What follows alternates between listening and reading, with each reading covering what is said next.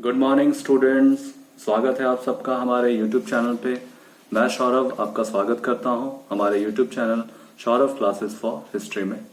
आज मैं MA semester 1 से पेपर CC1 जिसका नाम है एनिसेंट सिविलाइजेशन, इस पेपर से यूनिट 1 का सेक्शन B, इससे आज मैं एक टॉपिक आप लोगों के सामने आज प्रस्तुत करने वाला हूं। हमारे टॉपिक का विषय है Sumerians social, economic and religious condition.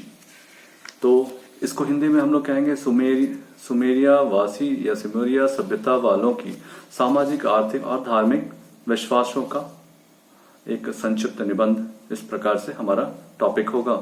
इस टॉपिक को शुरू करने से पहले हम इसे मूल रूप से 5 अध्यायों में विभाजित करेंगे।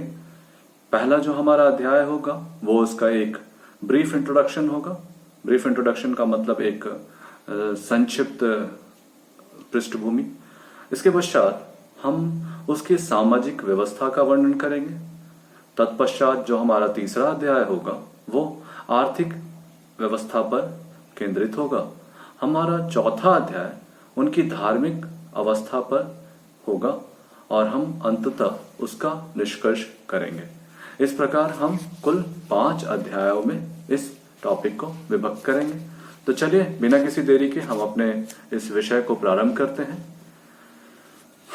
सुमेरियन सभ्यता की सामाजिक, आर्थिक एवं धार्मिक नीति। मेसोपोटामिया की सभ्यता विश्व की प्राचीनतम सभ्यताओं में एक है। इस सभ्यता में 4 जाति की सभ्यताओं जिसमें सुमेरियन, बेबीलोनियन, असीरियन तथा कैल्डियन की गणना की जाती है। इस सभ्यता में सुमेरियन जाति की सभ्यता का विशिष्ट महत्व है। ठीक है। इस सभ्यता के विकास दजला फरात नदियों के योगदान अभूतपूर्व रहा। इस नदी के कारण यहाँ की सिंचाई, कृषि, उद्योग, व्यापार, जलवायु आदि काफी उन्नत विकास हुआ। साथ ही इन क्षेत्रों में रहने वाले लोगों ने विविध प्रकार के कलाओं का भी विकास किया। इस तरह से इस क्षेत्र में कई सामाजिक, आर्थिक एवं धार्मिक उन्नति देखने को मिलती है। अब हम इसके दूसरे जो अध्याय है जिसमें हम उनकी सामाजिक दशा के बारे में चर्चा करेंगे वो अब शुरू करते हैं। तो सामाजिक क्षेत्र में हम देखते हैं कि सुमेरियन अत्यंत कठिन, उत्कृष्ट और संगठित थे। सुमेरी समाज की रचना आर्थिक आधार पर हुई थी। श्रम विभाजन के आधार पर समाज मुख्यतः 3 भागों में शासक, मध्यम और निम्न वर्गों में विभाजित था। शासक वर्ग प्रमुख एवं समृद्ध व्यक्तियों का वर्ग था। आचरण, ज्ञान, बुद्धि तथा नैतिकता द्वारा पुरोहितों की सुमेरीय समाज में वही स्थान प्राप्त थी जो भारत के वैदिक काल में ब्राह्मणों को प्राप्त था।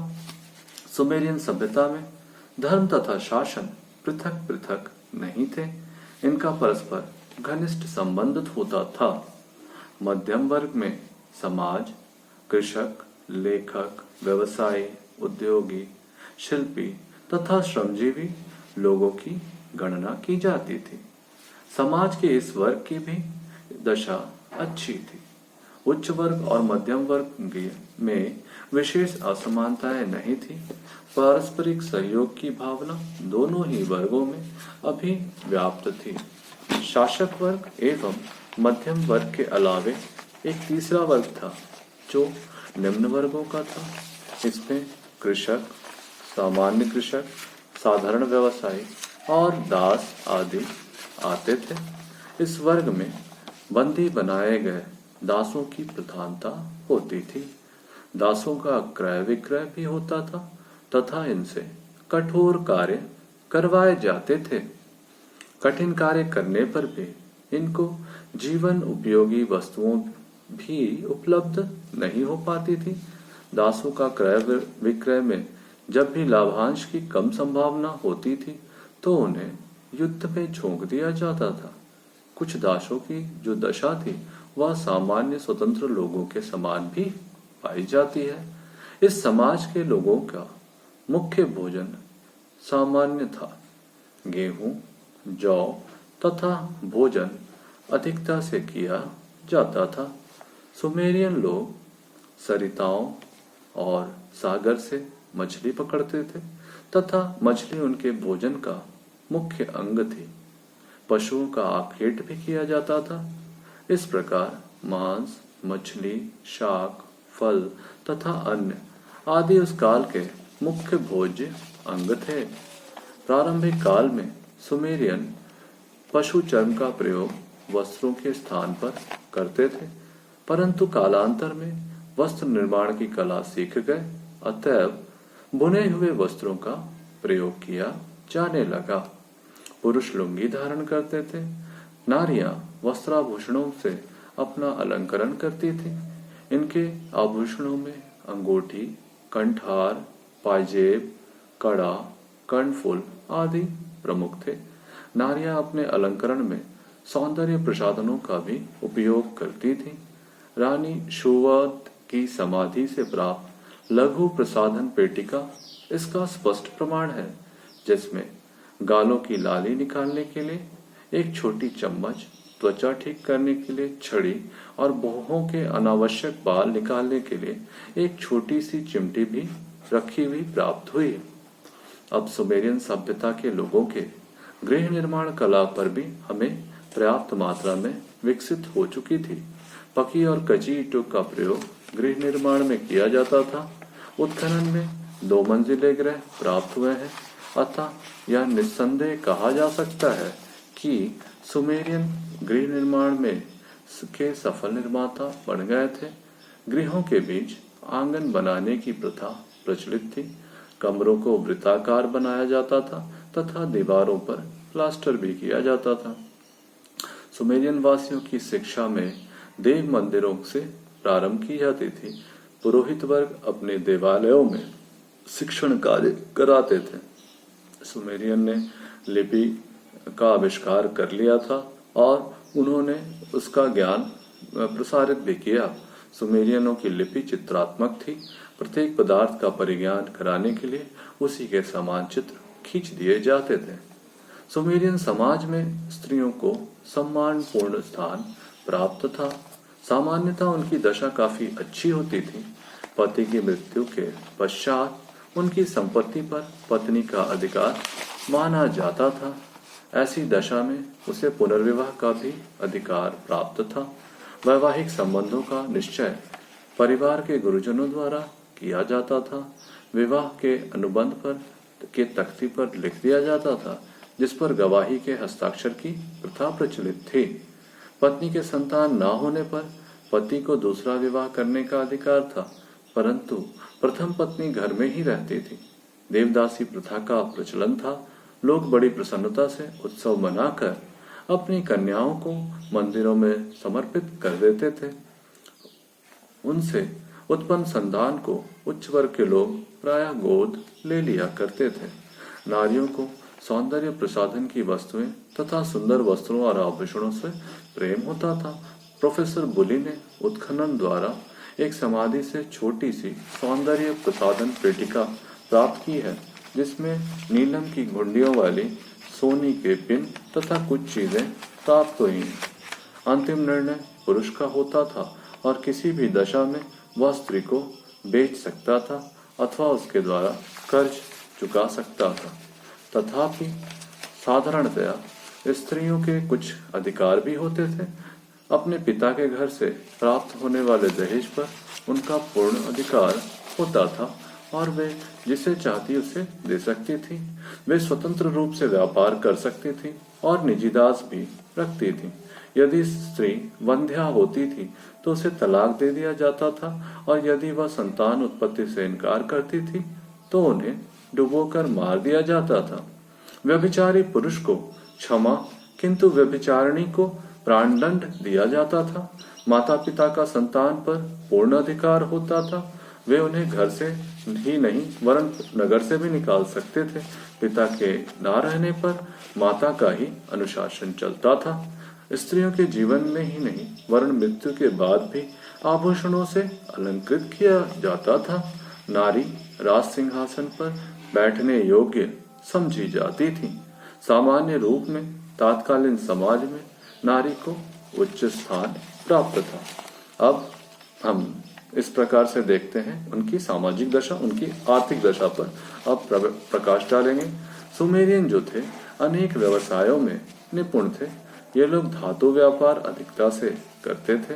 ऊन तथा प्रस्तर निर्मित अनेक प्रकार की वस्तुओं का व्यापार किया जाता था। सुमेरियन व्यापारी प्रस्तर खंड, लकड़ी तथा विविध प्रकार के कच्चे माल बाहर ले जाते थे। दजला फरात नदियों और अरब सागर की खाड़ी से जलीय व्यापार समुन्नत था। छोटी छोटी कास्ट नौकाएं सागर मार्ग से एक देश से दूसरे देश में संबंध स्थापित करती थी। मिस्र तथा सिंधु नदी के निवासियों से जल मार्ग द्वारा व्यापार किया जाता था। मुद्रा प्रणाली का उद्भव नहीं हो सका था, अतएव व्यापार का माध्यम वस्तु विनिमय ही था। बाद में स्वर्ण के माध्यम से व्यापार प्रणाली में तीव्रता के साथ चलने लगी। इनकी जो कृषि थी, दसला फरात की उर्वर शक्ति के कारण इन्होंने श्रम और कृषि कार्य सुगमता पूर्वक हो जाता था। जीवनोपयोगी सभी अन्न इस सरिताओं की घाटियों में उत्पन्न होते थे। गेहूं, जौ, खजूर आदि पर्याप्त मात्रा में उत्पन्न किए जाते थे। कृषि योग्य भूमि का वितरण असमान था। अधिकांश भूमि पुरोहितों अथवा सामंतों के पास थी। बंदी बनाए गए दासों द्वारा कृषि करवाई जाती थी। सामान्य कृषक को दशा शोचनीय थी। कृषि कार्य में सिंचाई की व्यवस्था के लिए नहरों और बांधों का निर्माण किया जाता था। राज्य की ओर से कृषि कार्यों में सहायता दी जाती थी। कृषि उत्पादन में गेहूं, जौ, मटर, तिल, खजूर मुख्य थे। 1700 ईसा पूर्व के एक अभिलेख में एक कृषक अपने पुत्र को बताता है कि पूरे वर्ष कृषि कार्य को किस प्रकार करना चाहिए। इसे सुमेरियन जाति का कृषि पंचांग कहा जाता है और यह संसार का सबसे पहला कृषि पंचांग माना जाता है। कृषि की उन्नति के लिए सुमेरियन लोगों ने सिंचाई की भी व्यवस्था की थी। पानी नहरों के माध्यम से खेतों में पहुंचाया जाता था। कृषि के साथ साथ वृक्षरोपण और मछली पालन कई पर भी पर्याप्त ध्यान दिया जाता था। कृषि और पशुपालन व्यवसाय में काफी संबंध होता था। प्राचीन सुमेरियन अनेक पशुओं को पालते थे तथा उनका व्यवसाय भी करते थे। पशुओं में गाय, बैल, बकरी, सुअर तथा भेड़ों को मुख्य रूप से पाला जाता था। सुमेरियन हलों को वृषभ अथवा बैल खींचते थे और जो गाय होती थी वो दूध के प्राप्ति के लिए उनका प्रयोग किया जाता था। सुमेरियन सभ्यता के कर्णधार धातु कला से पूर्णतः परिचित थे। उस समय विभिन्न प्रकार के कुटीर उद्योग प्रचलित थे। तांबा, सोना, चांदी आदि धातुओं के आभूषण बनाए जाते थे। अस्त्र शस्त्र तथा मूर्तियां इत्यादि बनाकर बेची जाती थी। ऊन के वस्त्र भी बुनकर बिक्री के लिए दूरस्थ स्थानों पर बेचते थे। सुमेरियन लोगों ने आवागमन के साधनों पर भी विकास किया। जल तथा स्थल दोनों मार्गों से यातायात प्रचलित थे। छोटे जहाज बनाकर समुद्र तथा नदी मार्गों से व्यापार किया करते थे। पहिएदार गाड़ियों का प्रयोग किया जाता था। इन गाड़ियों को खच्चर या बैल खींचते थे। युद्ध कार्यों में अथवा सामान्य यात्रा के लिए रथों का भी प्रयोग किया जाता था। रथ लकड़ी के पहिए से निर्मित होते थे। आंतरिक व्यापार के लिए सड़कों का भी निर्माण किया गया था। अब हम सुमेरियनों की आर्थिक दशा के पश्चात हम उनकी धार्मिक विश्वासों पर प्रकाश डालेंगे। सुमेरियन वासी जो थे वो बहुदेववादी होते थे। कुछ इतिहासकारों का मानना है कि सुमेरियन प्रारंभ में एकेश्वरवादी थे, किंतु कालांतर में अनेक देवी देवताओं की उपासना करने लगे थे। प्रारंभ में आकाश देव, जिसे अन्न को प्रमुख देवता माना जाता था, जिसका प्रमुख मंदिर एरेक में स्थित होता था। 3000 ईसा पूर्व तक अन्न देवता को ही प्रमुखता प्रदान की जाती थी। धीरे धीरे अन्य देवताओं को भी प्रमुखता प्रदान की जाने लगी, जैसे वायु एवं वर्षा का देवता एनलिन, प्रकाश का देवता शमश, चंद्र देवता इसिन, समस्त सृष्टि का पिता अप्सु, सबकी माता तीमत, स्वर्ग का राजा अनु, मृत्युलोक का राजा एनोमिल, समुद्र का राजा इरिया आदि। इन समस्त देवताओं के ऊपर एक देवता था जिसे सुमेरियन इल नाम से पुकारते थे। सुमेर से प्राप्त एक ध्रुव मूर्ति में सन मतलब सूर्य, सिन मने चंद्रमा और वृत्त मने वायु को सम्मिलित रूप से दर्शाया गया है। देवियों पर विश्वास। विभिन्न देवताओं की उपासना के साथ साथ सुमेरी वासी इन देवताओं की पत्नियों की भी देवियों के रूप में आराधना किया करते थे। उनका विश्वास था कि प्रत्येक देवता की पत्नी छाया सदृश उनके साथ रहती है। अनु की पत्नी अनुता, एनिलिन की पत्नी अनंता, इरिया की पत्नी का नाम देवकिना था, मारदुक की पत्नी का नाम सिनुबनित था। सुमेर वासियों की मान्यता थी कि पृथ्वी देवी देव संसद में अन और एनलिन के साथ बैठती हैं। सुमेरियन देवताओं का विश्वास था कि देवता मानवीय गुणों से युक्त हैं। देवताओं का आचार विचार एवं व्यवहार मनुष्यों के समान होता है। देवता भी मानवीय दुर्बलताओं के शिकार होते हैं। इन देवताओं का निवास एक पर्वत में बताया गया है। सुमेरियनों की दृष्टि में मनुष्य एवं देवता में प्रमुख अंतर यह था कि देवता अमर थे और मनुष्य नश्वर। इनके अतिरिक्त देवता मनुष्यों से अधिक बलवान थे। सुमेरियनों के अनुसार मनुष्य अधिक से अधिक नगरों का निर्माण कर सकते थे तथा देवता सृष्टि का निर्माण करते थे।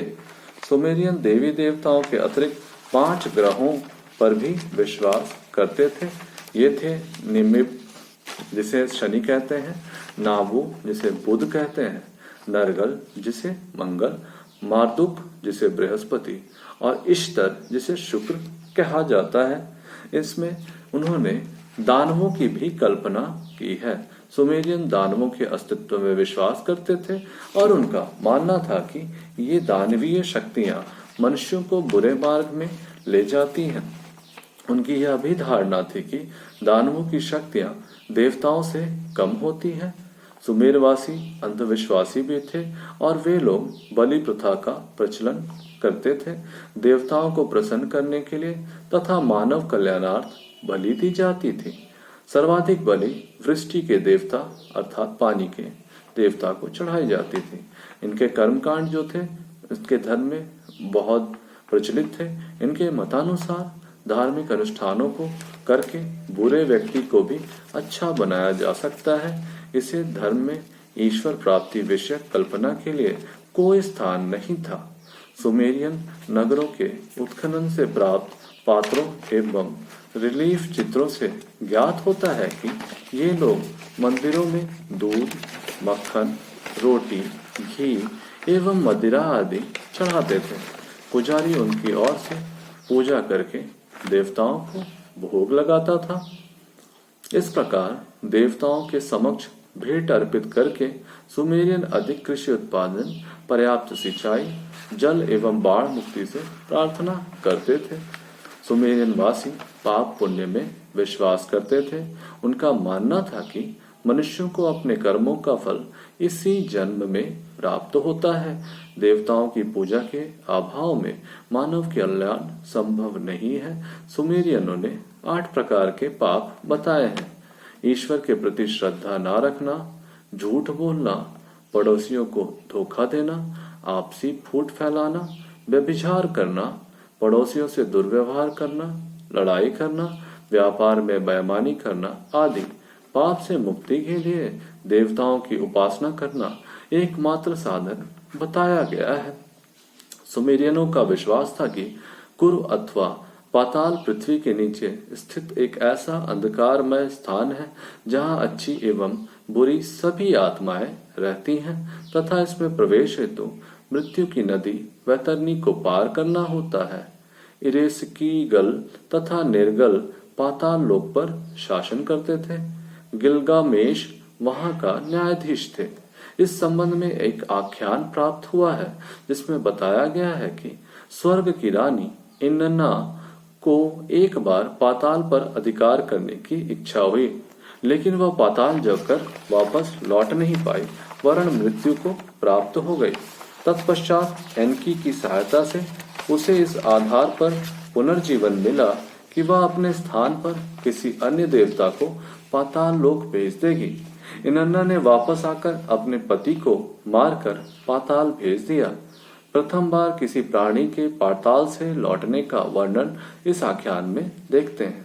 इसका कारण यह है कि अत्यधिक आख्यान जो है अत्यधिक महत्व रखती है। सुमेरियन धर्म में मृतक संस्कार को भी पर्याप्त महत्व दिया जाता था, अतः प्राय मृतकों को मकान के प्रांगण अथवा कमरे में दफना दिया जाता था। नगर के बाहर भी समाधियां देखने को मिलती हैं। समाधियों के साथ साथ दैनिक उपभोग की सामग्री भी प्राप्त हुई है। देवालयों और पुरोहित का भी इनमें विशिष्ट स्थान था। सुमेरियनों के प्रत्येक नगर में एक बहुत बड़ा देवालय होता था जिसे जिगुरत कहा जाता था। ये मंदिर अथवा देवालय अत्यंत विशाल होते थे तथा धन धान्य से परिपूर्ण होते थे। इन मंदिरों में एक मुख्य प्रधान पुजारी होता था जो और अन्य पुरोहित भी होते थे। साथ ही गाने बजाने, जादू टोना करने और भविष्यवाणी करने वाले भी लोग होते थे। इन पुरोहितों का समाज पर गहरा प्रभाव देखते हैं। इस प्रकार हम अपने इस अध्याय में, जो कि हमारा चौथा अध्याय था, इसमें सुमेरियनों की धार्मिक अवस्था को देखते हैं। अब हम इसका निष्कर्ष करते हैं तो हम पाते हैं कि सुमेरियन सभ्यता की सामाजिक, आर्थिक एवं धार्मिक स्थिति काफी सुदृढ़ थी। इस सभ्यता में समाज, जो कि 3 भागों में विभक्त था, इनके भोजन, वस्त्राभूषण, निवास, शिक्षा, लिपि, स्त्रियों की दशा, विवाह आदि का अवलोकन से इनकी सामाजिक अवस्था की उन्नति का ज्ञान होता है। वहीं दजला फरात नदी के किनारे बसे होने के कारण इस सभ्यता के लोगों को अपने व्यवसाय, कृषि, पशुपालन, उद्योग एवं आवागमन के साधनों के समुचित विकास किया। इस तरह सामाजिक एवं आर्थिक दशा का सहज ही अनुमान हो जाता है। साथ ही साथ सुमेरियनों की स्थापित धर्म को एकमात्र उद्देश्य सांसारिक सुखों की प्राप्ति थी। वे धार्मिक क्रियाकलापों का आयोजन पारलौकिक जीवन के लिए नहीं बल्कि पृथ्वी पर शारीरिक लाभ के लिए करते थे। इस तरह से हम सुमेरियनों की सामाजिक, आर्थिक और धार्मिक दशा का विस्तृत अध्ययन से सहज अनुमान लगाते हैं कि सभ्यता समकालीन अन्य सभ्यताओं में सर्वश्रेष्ठ थी। इस प्रकार से हम इसका निष्कर्ष देखने के पश्चात जब इसको समझते हैं तो हम स्पष्ट हो जाता है कि सुमेरियन सभ्यता एक सशक्त और सुदृढ़ शासन व्यवस्था थी जहां पर उनकी सामाजिक, आर्थिक और धार्मिक दशाएं काफी मजबूत थी। आज